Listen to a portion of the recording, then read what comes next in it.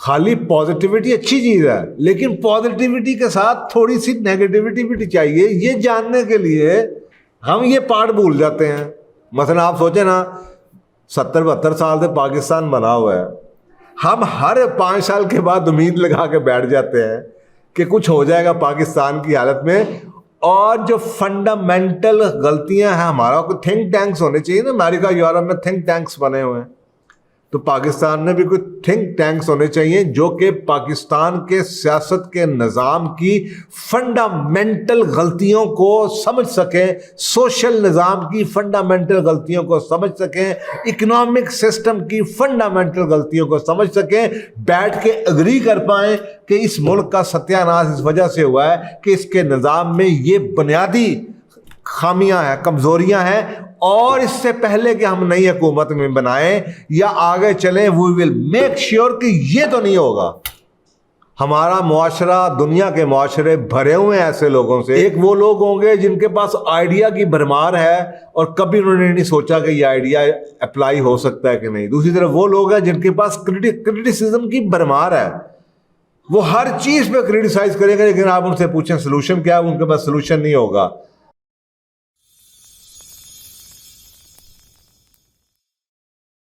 बिस्मिल्लाहिर्रहमानिर्रहीम। सिर्फ पॉजिटिव होने का फ़ायदा नहीं होता, ये इनके मैंने ये बात कही कि जिसे रियलिस्टिक होना चाहिए, सिर्फ पॉजिटिव होने का फ़ायदा नहीं होता।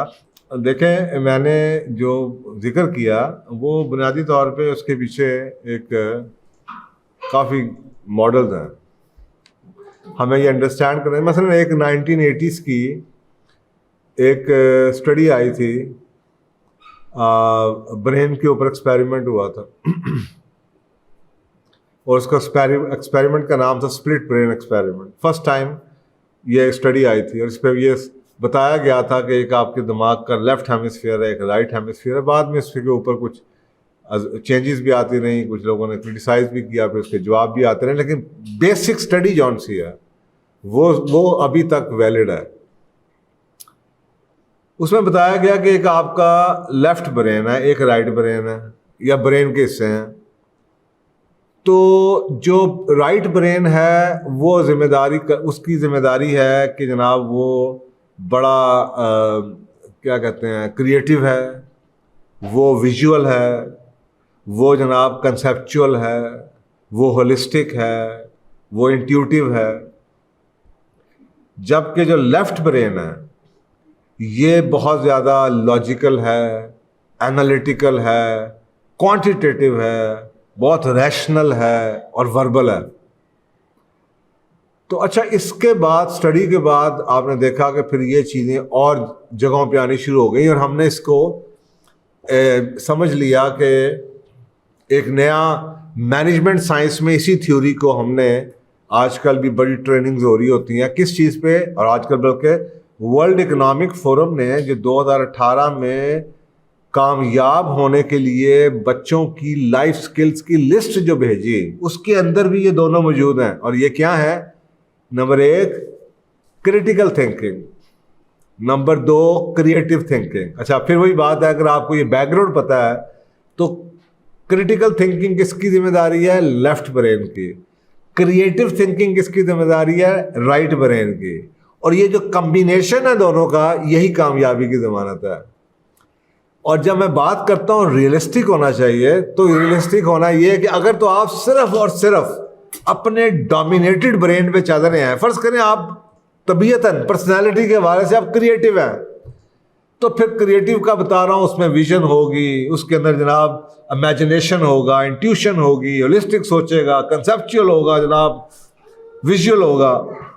लेकिन बात यह है कि अगर आप सिर्फ क्रिएटिव हैं और क्रिटिकल नहीं हैं, तो आपको जो करंट इश्यूज हैं वो समझ नहीं आएंगे। मसलन ये तो अच्छी बात है, मुझे ये चीज़ अच्छा नहीं लगा, मैं नया बनाता हूँ, तो आप सारी ज़िंदगी चीज़ों को छोड़ते रहेंगे और नई बनाते रहेंगे। लेकिन अगर आप क्रिटिकल हैं तो आप पहले एनालिसिस करेंगे कि व्हाट इज़ रॉन्ग।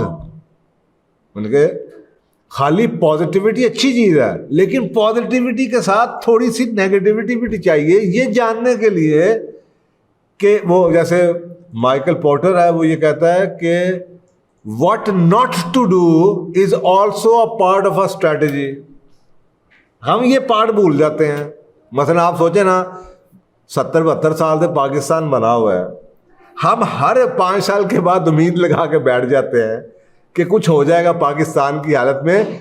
और जो फंडामेंटल गलतियां हैं, हमारा को थिंक टैंक्स होने चाहिए ना, अमेरिका यूरोप में थिंक टैंक्स बने हुए हैं, तो पाकिस्तान में भी कुछ थिंक टैंक्स होने चाहिए जो कि पाकिस्तान के सियासत के निज़ाम की फंडामेंटल गलतियों को समझ सकें, सोशल निज़ाम की फंडामेंटल गलतियों को समझ सकें, इकोनॉमिक सिस्टम की फंडामेंटल गलतियों को समझ सकें, बैठ के अग्री कर पाएं कि इस मुल्क का सत्यानाश इस वजह से हुआ है कि इसके निज़ाम में ये बुनियादी खामियां हैं, कमज़ोरियां हैं, और इससे पहले कि हम नई हुकूमत में बनाएं या आगे चलें, वी विल मेक श्योर कि ये तो नहीं होगा। ऐसा नहीं होना चाहिए ना। लेकिन हर 5 साल के बाद एक नया नारा आता है, हम बदल देंगे, हम कर देंगे, हम ऐसा कर देंगे, हम वो कर देंगे, आई विल मेक श्योर। नहीं होगा। और भाई कैसे नहीं होगा? फंडामेंटल गलतियां तो इसलिए कहते हैं अल्लाह ताला ने कोई चीज़ मकसद पैदा नहीं की, लेकिन हम लोग एक तरफ चल पड़ते हैं। और वो हमने जब से पॉजिटिव थिंकिंग की किताबें आनी शुरू हुई, हमने समझा बस पॉजिटिव थिंकिंग। अब तो यानी कि लोग, मैं अक्सर कहा लोगों के रिज्यूमे पढ़ रहा होता हूँ, I am a optimist positive thinker, यानी कि अब हम उसको अपना ट्रेड बना के बता रहे होते हैं। मेरे जैसा बंदा पर उसको पढ़े कि मैं तो ये कहूँगा भाई मुझे पॉजिटिव थिंकर तो ज़रूर चाहिए, मुझे होपफुल बंदा भी चाहिए, ऑप्टिमिस्ट भी चाहिए, लेकिन मुझे रियलिस्टिक भी चाहिए। और रियलिस्टिक वही हो सकता है जो एनालिटिकल भी हो, और फिर उसके बाद क्योंकि क्रिएटिव थिंकिंग से प्रॉब्लम सॉल्विंग होती है, लेकिन प्रॉब्लम का डायग्नोस्टिक क्रिटिकल थिंकिंग से होता है। बताइए आपको मेरी बात समझ आ रही? और एक डॉक्टर है, वो बहुत ही क्रिएटिव है, आपके पेट में दर्द है, वो आपको कहे यार मैं बहुत ही क्रिएटिव हूँ, अच्छा तुम्हारी इस दवाई ने इलाज नहीं किया, चल तू जाके जनाब आलू छोले खा जाके। अब वो आपको हर दफा नई दवाई पकड़ा दे। तजर्बेकार है, क्रिएटिव है ना। तो क्रिएटिव लोग, लेकिन अगर उसने फंडामेंटल डायग्नोस्टिक नहीं किया आपका, आप मुझे बताएं, अगर डायग्नोस्टिक नहीं हुआ तो क्या उसका प्रिस्क्रिप्शन आपके लिए मददगार होगा?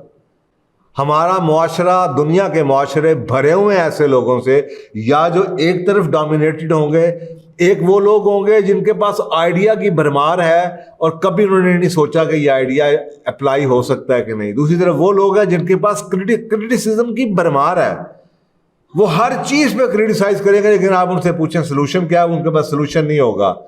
तो आइडियली होना क्या चाहिए कि आपके पास पहले स्किल ये होनी चाहिए कि आप किसी चीज़ को डायग्नोस कर सकें, आप किसी चीज़ को एनालाइज कर सकें। आप तो अपनी सेल्फ रिफ्लेक्शन के लिए भी आपको डायग्नोस्टिक चाहिए। आप तो अपने बारे में भी अगर ये नहीं जान पाएंगे कि आपकी स्ट्रेंथ और वीकनेसेस क्या है, और ये लेफ्ट ब्रेन का काम है, ये क्रिटिकल एनालिसिस करना, ये देखना कि सिस्टम में क्या फ्लॉ है, और फिर ये मेरा आपका काम है, हमें पता होना चाहिए कि किस शख्स को कहाँ पे यूज़ करना है। मसलन मैं अक्सर लोगों से कहता हूँ, यार अगर गाड़ी ख़राब हो गई है ना और गाड़ी मरम्मत करानी है इसी चीज़ को, तो किसी क्रिएटिव वो मैकेनिक के पास मत चले जाना।